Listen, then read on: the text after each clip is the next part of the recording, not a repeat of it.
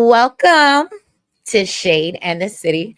I'm your girl Treese, and yes, we are here to get into season 1, episode 83 of Beyond the Gates. This would have been Friday's episode, and as y'all know, some of y'all that and the members know, especially, I had to get on the road on Friday night. So yeah, I just didn't make it, y'all. And I talked to my HR director, shout out to Blatant Truth, and she said, "You know what? If you don't use this PTO, you know what I'm saying? You don't use it, you're gonna lose it at the end of the year. So, girl, you might as well use it." But no, I actually joke. But I'm pretty sure if I had have consulted with Blatant Truth, she would have been like, "Girl, if you don't enjoy the weekend, and we'll be here, okay?" So shout out to y'all for being patient with me. But yeah, y'all, this was a nice little Friday cliffhanger.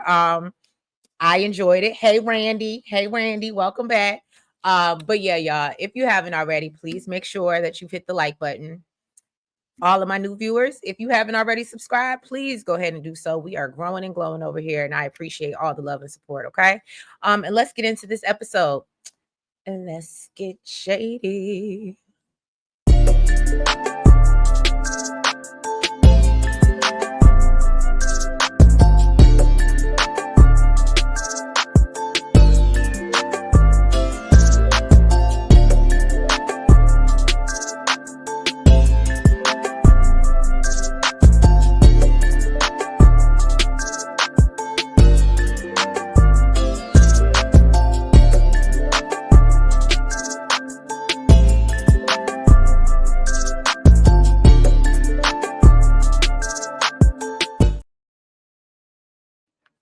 All right, y'all, just give me a minute. I'm getting my little scents going in my diffuser. You know, it's a whole vibe. Before I get into my recap, I got to set a whole mood. That's just who I am. But anyway, all right. So it starts off with Martin showing up at the Lakeview Casino, looking like he's not supposed to be there.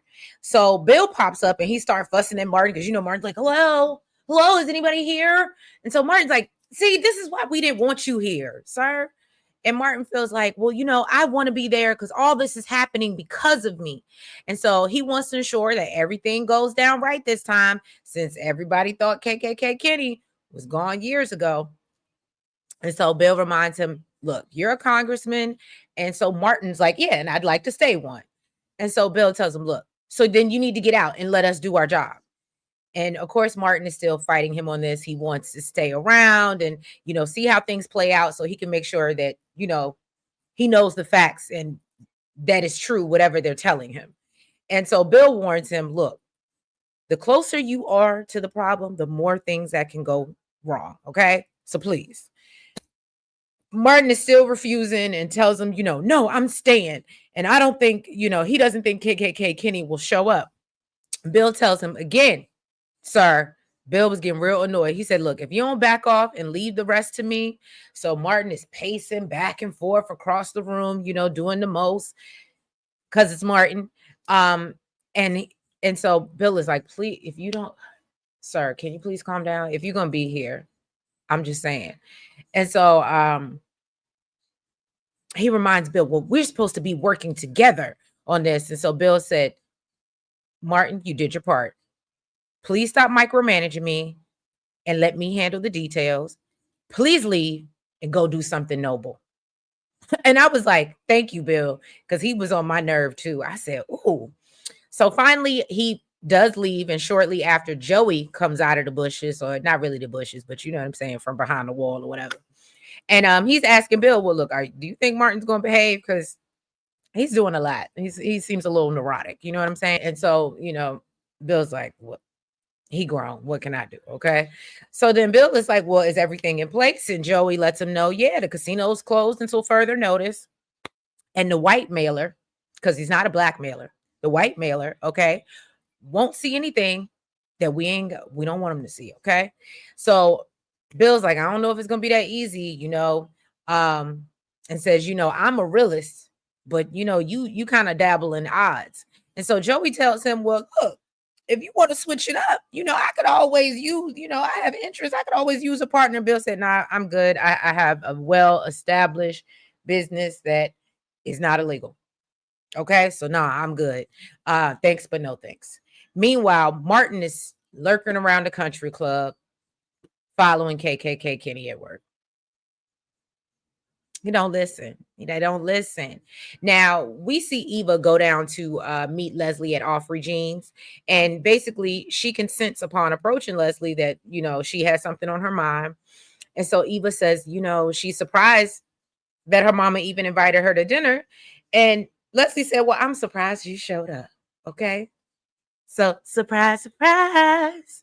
Now Eva wants to know, well, why am I here? Okay, and so Leslie tells her, it's not easy being the town pariah and, the woman that people whisper about behind your back.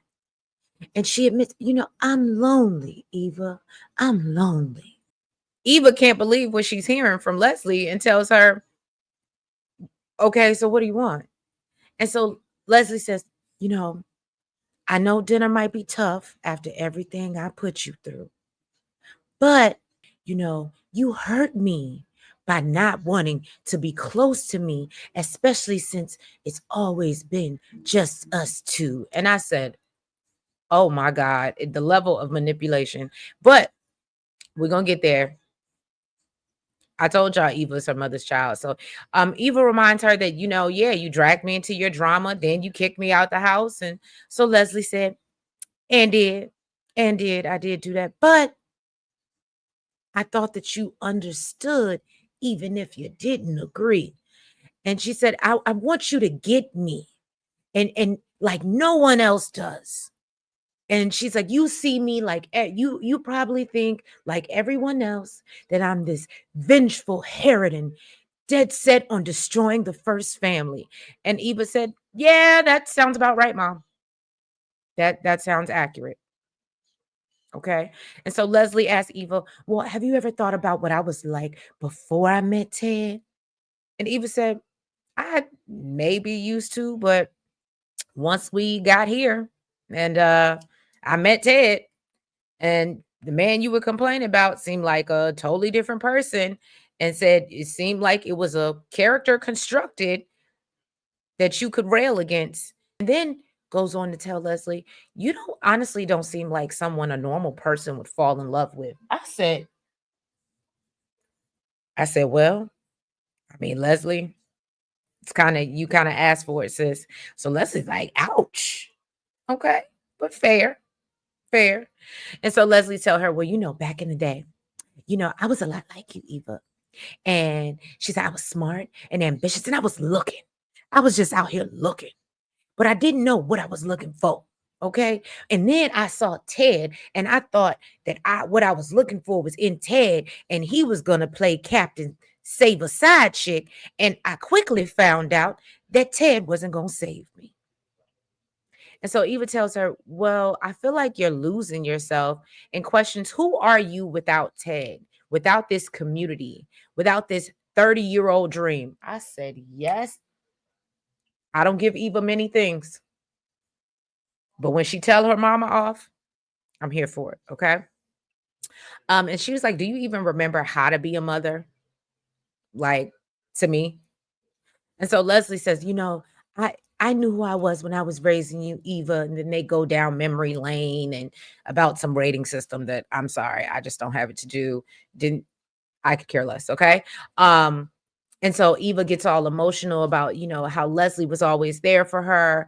And then we see Kat and Jacob walk in like, there she go with a sneaky ass mama, not to be trusted.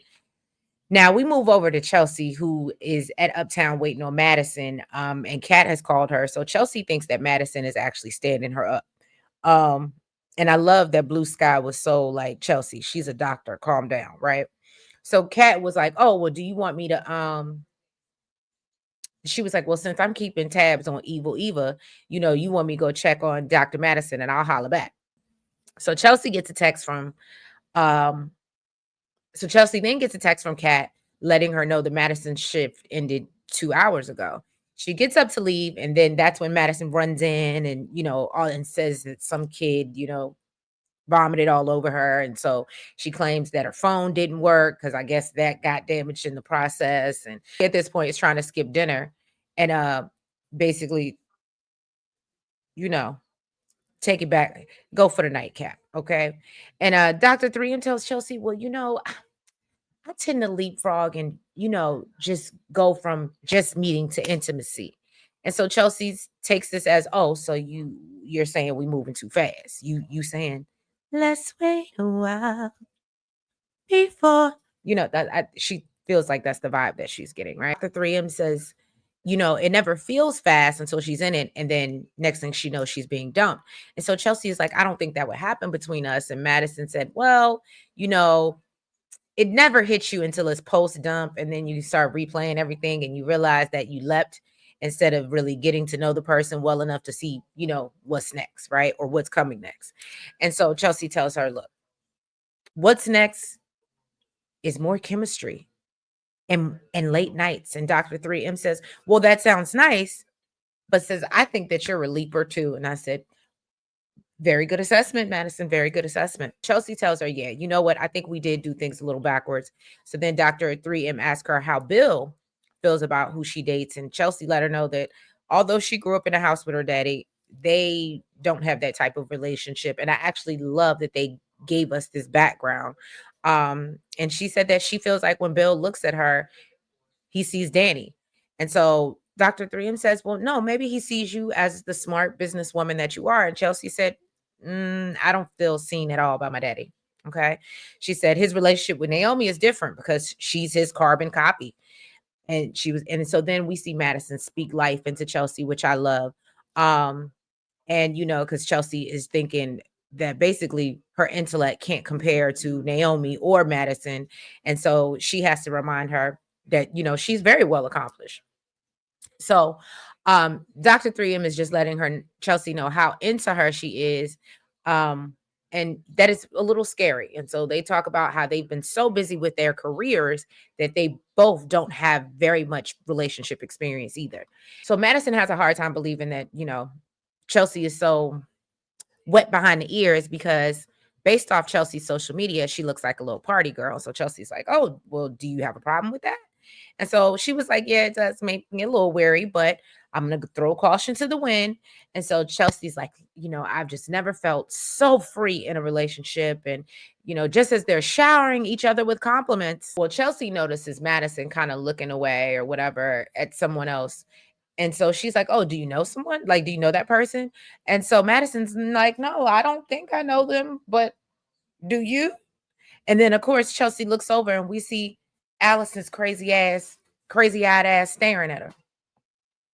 And I said, I don't know what it is, if it's the eyes or the mouth, but it's something about her.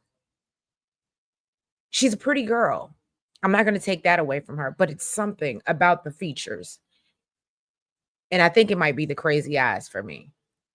It's a turnoff. She looks scary sitting across that club. I don't know if anybody else felt that way, but I was like, oh, okay.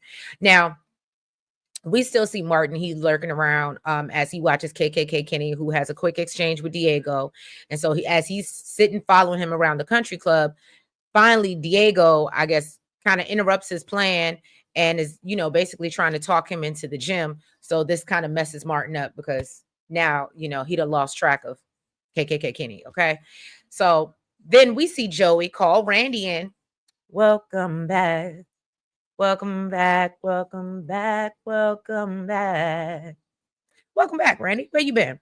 And he's asking him if, are you all set? And so we can see Randy's like really, kind of tense and not really feeling it. And Joey can sense his hesitation. So, but Randy's like, nah, I'm gonna do whatever you ask. And he's like, whatever. He's like, yeah, I'm gonna do whatever you ask. And I said, Randy, we need you to man up a little bit. Okay. I know you're scared, but this is what you got yourself into, brother. So now Kat sits down with Jacob at Offrey Jeans, and she, they want to review the details of the case. And so Jacob actually gives her props and says she is a little bit of a little junior detective, but he reminds her, look, but you can also ruin my investigation and you're annoying as hell. And so across the restaurant, Leslie is, just so happy to hear that she didn't completely fail Eva because, they were reminiscing on old times. And she asked to hear about her new job at Ted's practice. And Eva tells her, well, it's a lot of responsibility, but I'm surprised that girl over there is actually willing to help me. And so Leslie said, girl, be careful. You know she don't like you. I don't think that you should ever think that she would want to help you. And so Eva claims, nah, I ain't stupid. I'm a certified expert on predicting Cat's shady moves. That's what you think. You didn't predict her coming up there and getting your helmet, did you? Okay. So, or I shouldn't say your helmet, but you know what I'm saying. So Jacob finally tells Kat that they found a scratch on the opposite side of the helmet that basically they thought was not on the footage. However, because Leslie spun the block like Allison on Laura, the other side of the helmet is absolutely on the video. And so now they have to break it down and analyze the scratch. And if it's visible and matches the one on the helmet in evidence, they can place Leslie at the scene. So, of course, Kat is just so thrilled and elated to hear this news. And it's just not even happening fast enough for her. And now Leslie is back to Leslie and Eva. She tells her that she's been thinking about how she made her an accomplice in her vendetta against Ted, and tells Eva that she has so many regrets, but basically wants more times like the one that they're having. And so then she notices Kat grinning from across the room and wonders what could that brat be smiling about? And so, of course, Eva's like, don't call her a brat, only for Kat to look over or basically mouth to her that, you're cooked. You're cooked. I said, oh. And so Leslie wants to know, well, what is that supposed to mean? And so back over at Kat and Jacob's table, Kat asks Jacob, can we put a rush on this? Is there can we pay for expedited shipping like they do in the Sheen? Can I pay the extra money to get it here faster? You know what I'm saying? And so basically Jacob tells her, look, see, this is what I'm talking about. I give you a little bit and I give you an inch. Now you're trying to take a mile. Okay, ma'am. The security people are working as fast as they can. And, Kat just worries, well, what if it's just not enough? And Jacob tells her, well, then that means Leslie walks. Ain't nothing we can do. And that's when, of course, Leslie walks by. And I said, well, so back at Uptown, Chelsea admits to Dr. 3M that, oh, the girl with the crazy eyes across the way. Oh, that's the girl from the throuple. And so Allison decides she's going to walk over and says, oh, I thought I was being discreet, even though I was just staring you down very awkwardly. Okay. And so Chelsea's like, okay, so how are you doing, Allison? What are you doing at my table? Okay. And Allison introduces herself to Madison and then lets her know, well, look, I'm sorry. I'm about to be rude and intrusive. Okay. And so she said, Chelsea, can we talk alone? And I said, oh, that was super rude and intrusive. I guess it's better maybe because you gave us warning. I don't know. Can I tell you how that conversation wouldn't have happened if it was me? Like if that was my dude or vice versa. An ex is not going to come and interrupt a date and ask to have a private conversation with me. You better send it in an email or something. I don't know. I don't know, but I just felt like that was so super disrespectful. But Allison doesn't have any to give, so So Chelsea makes it clear as she's not interested, but Madison, I can appreciate she gives her the space and says, you know what, she got a early morning in neurology tomorrow. She made sure to drop that nugget for crazy-eyed Allison. Okay. And so Chelsea tells Madison, look, you ain't gotta go. But of course, they kisses her goodbye. And of course, she got to do it in front of Allison to let her know. So Allison's like, and meantime, Allison she done sat down all quick and, she made herself at home real quick. Okay. And so then when Chelsea sits down, she's like, oh, so she's so beautiful. Is she yours? And so Chelsea's like, look, what are you here for? And Allison says, I miss you. And Chelsea said, oh, no, no, no. Remember, you made me feel like it wasn't all of that. And so Allison apologizes for hurting her. And she tells Chelsea, you never read me wrong. I was interested, but Craig got jealous after she wanted to see Chelsea alone. I promise y'all, I'm going to go back because I said that. I don't know what week it was. I got to go back and find it. And I will put the link in the description box. I absolutely said that. I just want y'all to know I said it. Okay. Oh, and look, here I am thinking we're gonna get a new episode today, and I forgot I'm the one that told y'all that it's repeats all week. Well, I guess I ain't gotta worry about rushing to get this out before 2 o'clock. Anyway, um, but yeah, no, I totally called this, guys. I said, what's gonna happen? Allison's gonna spin the block. She absolutely wants Chelsea. Her husband's gonna be jealous, and that's gonna be the thing. I called this plot line when it first started. Okay. Said that basically Craig gave her an ultimatum. And so she did what she had to do to save her marriage. And now that but for some reason now she thinks Craig is this bitter, angry person, and she doesn't know who she's married. And now all of a sudden she's so scared. And so Chelsea said, well, Craig didn't come off that way to me. And Allison was like, oh, so you think I'm lying? And Chelsea, I love how Chelsea was like, well, you know what? If you really feel that way, this is bigger than me. You can go talk to my brother-in-law, who's a police officer, if you want to file a complaint. I said, yes, Chelsea. That's just not my problem. Just not my problem. It's not my problem. It's not. So Allison, of course, declines and says, well, I'm not there yet. I just wanted to talk to you because I want to pick up where we left off, just the two of us. And then, of course, conveniently, Dr. 3M, for whatever reason, has spun the block and decided to return back to Uptown. So she sees the two of them still sitting there talking.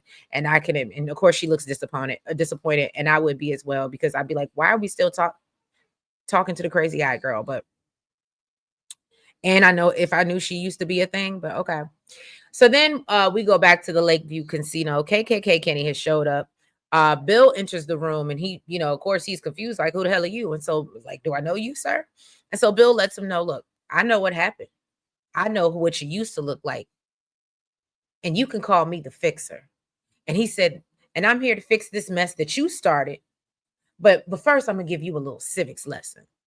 And so Bill reminds him of basically who he's messing with, the Duprees, and tells him, if you don't back off, there will be untold dangers in your path and unexplained accidents. So KKK Kenny just wants his money. And Bill asks him, well, how are those new ears working for you, sir? And so he warns him, you got 2 days to get out of town or else. And so he leaves him the money and tells him that, you know what? And so he's like, or else, of course, KKK Kenny is like, or else what? And Bill's like, you don't want to find out. And he's like, are you going to unalive me? And Bill said, nah, my participation ends here. Okay. So then Bill gets a phone call before he hands over the money. He leaves. Of course, it was Martin. He tells him, where you at? Martin's at the country club. So he's like, stay there. I'll meet you there in 15 minutes. Fine. So Bill shows up at the country club and orders a double bourbon on the rocks. And I thought this was a little funny because then he looks at Martin looking all frazzled and, out of sorts. And so he said he need one too. Get him a double bourbon as well. And so, of course, Martin is frantic, wanting to know what happened. And Bill keeps reminding him, you do not want to know. Just know that KKK Kenny shouldn't be bothering you again. Okay. And then we see Randy. Now, am I the only one that wondered why was KKK Kenny still sitting in the back room of the casino? Like, why he didn't just take the money and count it up at his house or something? That part didn't make sense to me. But hey, I didn't write it. Okay. So then we see Randy walk in the back room of the casino with a weapon pointed at KKK Kenny. And yeah, and that's how it ends, y'all. So like I said, as you know, we are getting repeats all this July 4th week. But you guys are more than welcome. I do have a Beyond the Gates playlist that you can start and go all the way from the beginning and get my first thoughts, like about Allison and Bill and Smitty and all the things, right? And just basically watch us grow. It's a beautiful evolution. All right, but yeah, guys, I appreciate you being here. Thank you for your patience and me getting this recap out to you. If you haven't already, please make sure that you've hit the like button. Make sure that you comment. Make sure you subscribe, and make sure you hit the notification bell. Make sure that you're following us on all the platforms. That's the Blue Sky. Please, please, please go follow us on TikTok. We've just got the ability to go live, so you will definitely see us a little bit more engaging and doing that type of stuff. Facebook and the IG. And don't forget, be on the lookout. We'll have our Real Housewives of Atlanta recap tonight. I just dropped Family or Fiance.